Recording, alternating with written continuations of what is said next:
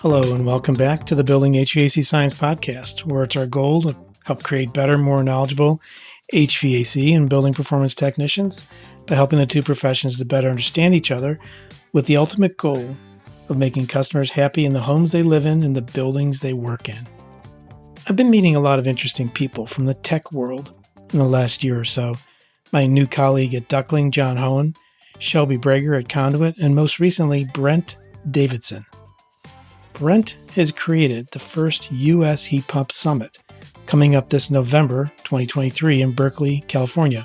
There's plenty of links in the show notes. It's also heatpumpsummit.org. If you want to just jump right on it right now, I suggest you do. He defines success for this event as the attendees leaving with many new meaningful connections. It's structured to have a contractor focus so attendees will leave with tactical knowledge to begin using immediately. Now, in his words, everyone admitted to this conference is on the same team. Whether you got into this work for decarbonizing buildings or a good way to make a living, we are all here with the same goal: sell and successfully install more heat pumps. This event is hosted in association with the Eneref Institute and will feature expert-led training from a building science-based approach, broad knowledge across topics including how heat pumps fit in a customer's home electrification journey, the future of the grid, and more. You should attend if you work primarily in heat pumps or building electrification.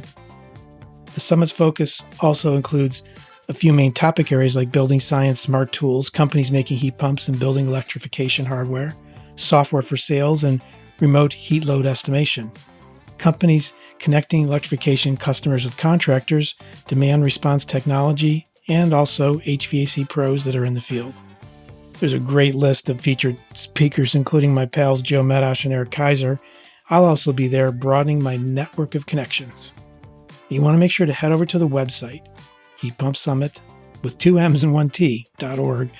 Scroll to the bottom and join the summit community for discounted tickets, articles on new tech for contractors, invitations to heat pump happy hours, which are already going on Tuesdays now, and all summit updates.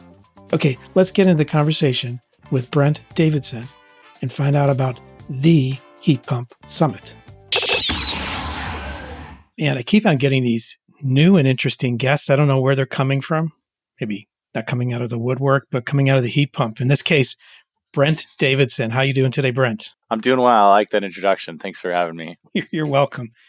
Apparently, you're a fan of my humor. You've talked about that before. You better watch it because it can go all out of bounds on you too. So we'll try to be careful with that. But Brent, I kind of discovered you through LinkedIn, I think. Yeah, I think I reached out to you through LinkedIn, and I've been spending so much time on LinkedIn lately. I cannot remember how I made my way to you, probably through True Tech in one way or another. Okay. So you've created an event called the Heat Pump Summit. Tell us what it is, where it is, and then also get into why you did it. So the Heat Pump Summit is a one-day event in Berkeley, November 13th. So that's Berkeley, California, for any of your listeners in other parts of the country. And it's a one-day event where we're really just trying to advance the knowledge base for contractors on heat pumps. Everything from breaking down initial customer perception, to getting the sale, to doing proper heat load sizing for a heat pump, good install, proper commissioning, and avoiding callbacks and any issues that might come up with a customer probably getting a new piece of equipment. It's very contractor focused. There will be some higher level content talking about the grid and some things like that. But really, this is supposed to be tactical, show up, get some great information. There's a training component and be able to put that into use the very next day. It's a very tactical event. And then the origin, basically, long story short, I've been in software for a long time. I fully admit my background is not in HVAC, but I've been working in solar since about 2019. And then in the last year, I've started helping some tech startups in the building space. And I saw a lot of innovation in that space, and some of that's been featured on your podcast. I just listened to the one with Conduit and Shelby, big fan of what they're doing. So I see this innovation, and at the same time, I got to know some contractors and saw that a lot of the workflows and technology, it wasn't as up to date as I would expect necessarily for something that is, it's a high ticket item for customers. Heat pumps are fairly advanced technology. These are trends and factors that would lead to, hey, we should be using the best stuff to size, install, sell, keep track of customers, these kind of things. And so on top of those two things, we have obviously heat pumps growing, and those require, like I was just saying, more precision. And not all the old rules necessarily apply. So it just kind of seemed like there was a couple of these factors coming together, and we're merging some of this world of the new technology that's coming out with contractors who are eager and seeing, hey, last year we sold more heat pumps and furnaces. Time is now. I got to get on board and figure these things out. Like I said before, the goal is to help contractors sell better, install better, reduce callbacks, grow their business. And it just seemed like an event might be a fun way to get the community together and get people that good info. Have you ever done an event before? Not of this size. A number of evening meetups. And for those that don't know, there is a website called meetup.com. So that's meetup with a capital M, and pretty common in the software world to have professional events in the evenings. And so I've hosted those out to a couple hundred people and stuff like that. But we're putting together a more full package here. And so it's a little different. It's been fun so far. So when did you first put it out there, and what's the reception been over the last few weeks? Really probably 3 weeks into lining up a promotion push for the event. So talking with some of the rebate networks like Duckling, California, if anybody in California is familiar with them, as well as some distributors, including large ones like GemAir, which is owned by Watsco. And they sell 20% or so, I think they said, of the residential HVAC equipment in the US. And so far, I've been really touched by the reception because, and this is something I think you talked with Shelby a little bit, it really feels like everybody's on the same team in this industry. And like I said, I'll admit I'm an outsider. I'm coming in, trying to make something happen and help people. And very quickly, as soon as I give that quick pitch of let's get quality information together so contractors can sell quality heat pumps, quality installs, make use of quality rebate money that's available now, and not have a big wave of callbacks in a year or two when motors start failing, instantly people are on board and instantly people are wanting to help with that mission. So the reception so far has been very positive. I'm excited about that. Well, make sure everybody listening, heatpumpsummit.org, November 13th. If you can make your way to Berkeley, I think it's going to be a good excite. I've been promoting it in smaller circles. This podcast hopefully gets into larger circles. What's your target? You're like, oh, we did well, and oops, I got to get a bigger venue. What's the range there? Let's say the target is 200, and with about half that being contractors, a third of that being the broader building electrification parties, because we're all going through the same panel. So you're talking about one big piece of equipment. It's pretty good to have in the conversation. Where is the customer going with other pieces of equipment? And then sort of a remainder of a little bit of the longer tail of industry, from certainly this is a Bay Area event, entrepreneurs and investors, to building consultants, engineers, rounding out the attendance with that. 250, I think, would be the happy point, maybe even towards 300. The venue is awesome space on the UC Berkeley campus. And that actually has quite a bit of capacity depending on how you configure the rooms. And it's one of these big ballrooms with dividers and stuff. So we actually have quite a few options all the way on up to a total attendance of like 900. So I don't think we're going to get there, but a small enough event where it still feels somewhat intimate. You can meet a lot of different people and it's approachable and stuff like that. You talked a little bit about your background. Can you dig into a little bit more and maybe talk about those points that overlay with your mission now to create this summit? My kind of work in energy and then transitioning into the building space started with solar. And I used to work at a company called Borrego Energy, which is a large engineering, procurement, construction firm, or EPC. And Borrego is a real dominant player in the space. They're very well known for kind of the C&I scale, commercial industrial for solar. So if you've ever been to, there's a Six Flags theme park in the Bay Area that did all the rooftop parking structure solar. You park under in the shade. They really got a great reputation in colleges, stuff like that. And they were looking for, and are still on this journey of going beyond just being that service provider and bringing up a lot of advanced engineering in-house to really, and I can't say necessarily exactly everything that the team's still up to, but really automating a lot of steps of making ground mount solar with software. So pretty ambitious projects in there, bringing together way more than just engineering. So I did that for a while and then wanted to pursue a bit more of a startup focused kind of experience. And so for the last year and a half or so, I've worked with a variety of different companies and getting closer to the building space. Things are doing project finance for different pieces of building hardware and stuff like that. And then where those interests then overlap with the heat pumps is you have a lot of same situations. I was in commercial solar, but residential solar and residential HVAC share some similarities.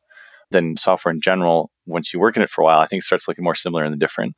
It's all about workflows and whatnot. And that led me to our HVAC startups and whatnot. As it relates to then the event, it's saying, hey, there's a lot of innovation happening in this space, and people that want to be running great businesses and be cutting edge, it does seem to be that the pace is picking up. And I think we've seen that clearly in the startup community. Various things have I think, helped move that along faster. And then smack in the middle of that, you've got an entire change of equipment types that demand new techniques. So that's a bit how I see those things coming together and what led me to the event. Can you be specific about any software trends you've seen in HVAC that you've investigated or run across? In short, something like Service Titan that's very dominant in industry purposely has gone broad. So Service Titan, you go to their website and you can be a pool maintenance provider or you can be an HVAC person. So they've been successful going broad, but I think it's about to all go very narrow because we're seeing the specialization happening and we're seeing a big push around, with heat pumps in particular, getting to a higher level of knowledge needed to do that. And also, just quite frankly, the startup community and the tech community is getting into HVAC and realizing this is a big industry. And the first one on everybody's radar, it's not Facebook and Google and these things. But I'd say the secret is out that this is a good industry to be in. And you're seeing something from a wide variety of individual point source solution tools, one just for sizing, one just for your sales thing, one just for customer emailing. And I think we are going to see those coming together. Because if I show up to a house, I'm standing there as maybe the comfort advisor. I don't know what marketing this customer has seen. I don't know what they know about our business. Maybe have somebody that in Salesforce or Service Titan punched in that they made a phone call to us. Maybe I know generally what the equipment they want. But there's a whole customer journey and all kinds of touch points that for a really good sales process, which then isn't just about the sale, it's about leading to solving that customer's comfort problem. That really goes all the way through on down the line to, can I pull up the installation information? Can I pull up the floor plan 2 years down the road when they call with a customer complaint? And the person on the phone, oh, your back room's cold. Okay, well, I can already see the problem. The technician did do something like that. And so given that HVAC is large, it's not going anywhere, and we're seeing a little bit of a transformation with this change of equipment, and because of forces like the IRA and a huge wave of interest in working on efficient buildings, climate tech, I think we're going to be seeing a lot more action in this space.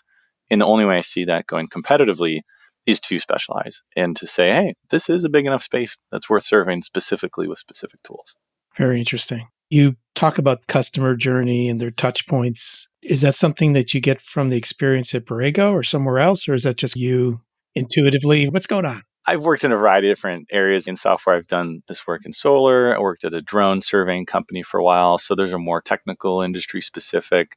I started my career at Intuit, which is the company that makes QuickBooks and TurboTax. I worked at Adobe for a while, makers of Photoshop and stuff like that. So I've really moved between technical industry as well as very consumer focused industry.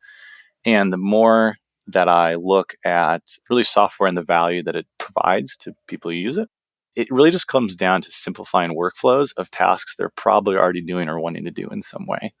So if I think about the flow of how a services firm or an HVAC firm works, in my brain, I start tracing out all of these different little pathways of little bits of pieces of information of customer lives here, their house type is this. And I start thinking that in terms of a data structure and all these pieces should know about all the other ones. And then you can really start, once you have that abstracted view, take a quick look. Oh, here's how those pieces come together and trace across and why 5 years down the road, when a customer calls with a complaint or a question about their system, what pieces of information that are detailed from an interaction that was 5 years prior should be surfaced to that. And right now in Salesforce, unless you're pretty proactive and you're asking your techs to do a lot of stuff, I don't think you're going to have any of that info in there. You mean Salesforce or Service Titan? Sorry, Salesforce, and getting down to a detailed level of like a floor plan and exactly what height, say, an air mini splits put at and stuff like that. So that's a little bit of a made up example. And again, not being from HVAC, maybe there's something that I missed that's stupid. But generally speaking, piecing those pieces together is what software is about. Sure. Are you engaging with any forms of AI to start connecting the dots, maybe? Or maybe it's too early. It might be too early. I've never seen you physically, so I might be interacting with some right now. Just on podcasts, 21st century, you never really know. Yeah. AI is an interesting topic. The things that people outside of software might not necessarily know is that back when we first started having email and you had the spam filter, people called that AI because it's reading your email to determine if it should put in your inbox or your spam. Previously, that was not something that computer was thought able to do. So the phrase, AI is here comes about every decade or so. So that's the first thing to keep in mind, a little grain of salt. Things like customer service. AI is, I think, here to absolutely change stuff. And I think we're seeing that change fast. Things like replacing your customer advisor doing 170% of things remotely At some point, you got to get to the house. At some point, you got to see what's in there. So I think it depends, broadly speaking. I don't necessarily see the industry flipping upside down, but within how many folks you have in the office answering the phone, that could change substantially with the advances we have right now. On the design side, I'd probably defer back to somebody like Shelby from Conduit for a deeper answer there. Let's take you forward to December. The summit's over. You're basking in the glow of all this interaction and attention, and people are walking away with tactical knowledge they can use. What's next for Brent? I like that. If we have what I would consider success for the event, which there's obviously some lower, more modest goals that I think we'd still call successful, I think already we see enough demand for this information and need for it in the community. Matching that with a successful event is obviously a separate thing, which is my job at the moment. If we can do that, I think there's a very ripe opportunity to have one about 6 months later in the Northeast. Because one, people aren't really flying across country for a one-day event. Two, the market and the building stock is somewhat different. And even already, some of the startups I've been discussing with, they have products that are a bit more tailored for somebody who's got coming from a radiator versus a California type home. But we'd like to get this information out. And I think certainly in the event industry, once you get a first one in there, it's much easier to go on and move to a second one. Yep. Going back, we did something called the True Tech Expo in 2011 and just made it up on the fly. It was a fun event. There's actually like a little video out there on our YouTube channel that we were preparing to do one for the next year. But then we got busy just doing our thing, selling products, and didn't do that again. So I have deep respect for someone who puts on an event. And is it only you doing it right now? So currently it is only me. I started this wanting to take on something entrepreneurial, which anybody who's listening who's an owner of a HVAC firm can definitely attest to. Suddenly you're staring down a big, much longer to-do list than you maybe had before or imagined. But it's been great. The reception from the community, like we talked earlier, has been very strong. And there's been a nonprofit advocacy and research group called the Eneref Institute. That's ENEREF.org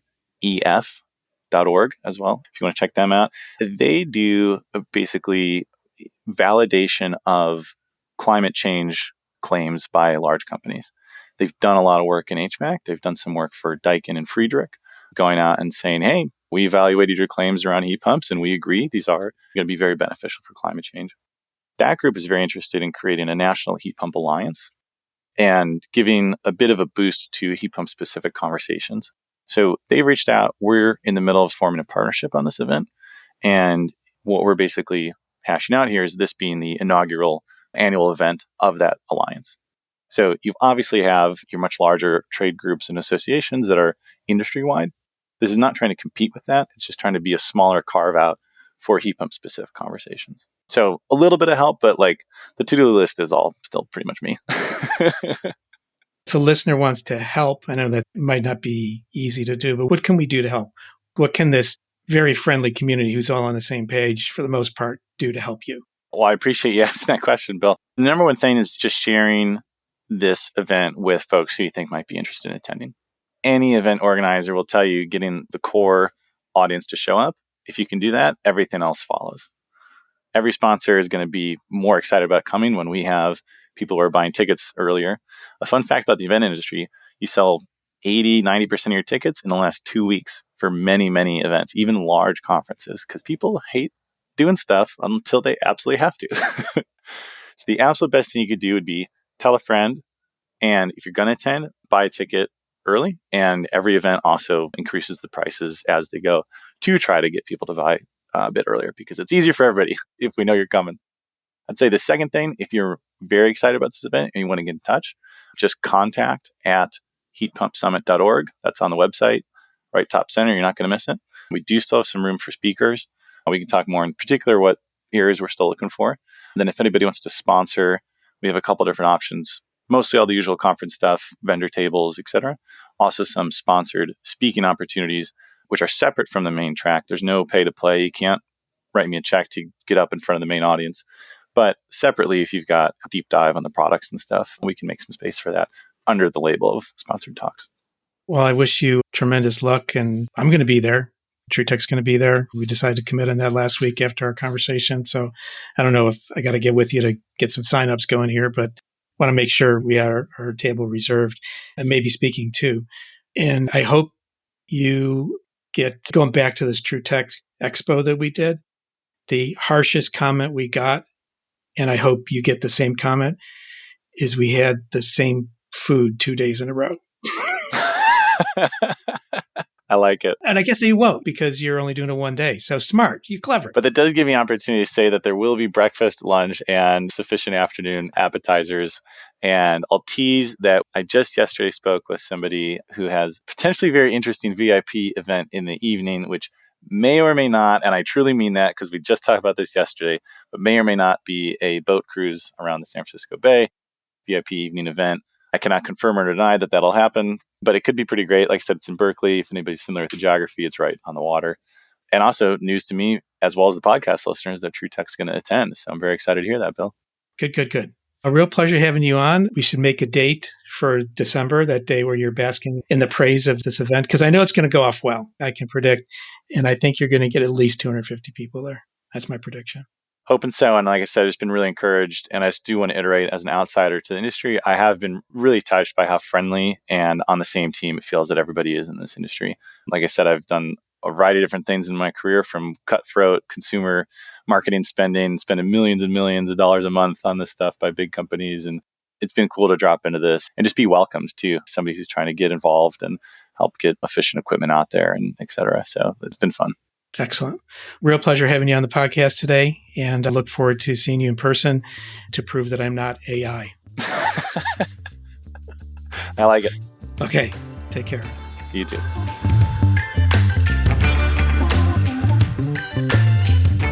I want to thank you for listening to this episode of the Building HVAC Science podcast, where we spoke with Brent Davidson and learned all about the Heat Pump Summit coming up in November 2023. Other great trade-related resources and influencers include HVAC Our School, HVAC Shop Talk, Stephen Reardon, the HVAC Reefer Guy, Tool Pros, Service Business Mastery, Quality HVAC, HVAC Overtime, HVAC Our Videos, HomeDiagnosis.tv, AC Service Tech, MeasureQuick, HVAC Chicks, a great support network, and the Misfits of HVAC. I also host the Res Talk podcast, where you can learn more about the rapidly expanding world of home energy ratings and peripheral topics. If you like what you heard today, not yet subscribed to the podcast, please consider doing so by searching for Building HVAC Science in the search bar of your podcast app and selecting follow or subscribe. If you have any questions about this podcast or any topics, in full disclosure, I'm a co-owner of TrueTech Tools, and this podcast is a production of TrueTech Tools Limited. If you want to get in touch with us, you can send an email to marketing@truetechtools.com, TrueTechTools.com. If you're in the market for tools or test instruments mentioned in our podcast or just in general, take a look at what TrueTech Tools carries and use the offer code HVACBS for a nice discount. I'll let you figure out what BS means. Okay, thanks for listening to this episode of Building HVAC Science, and I hope some of you listening do at least subscribe to the Heat Pump Summit community or plan on attending the event in November 2023. Take care all.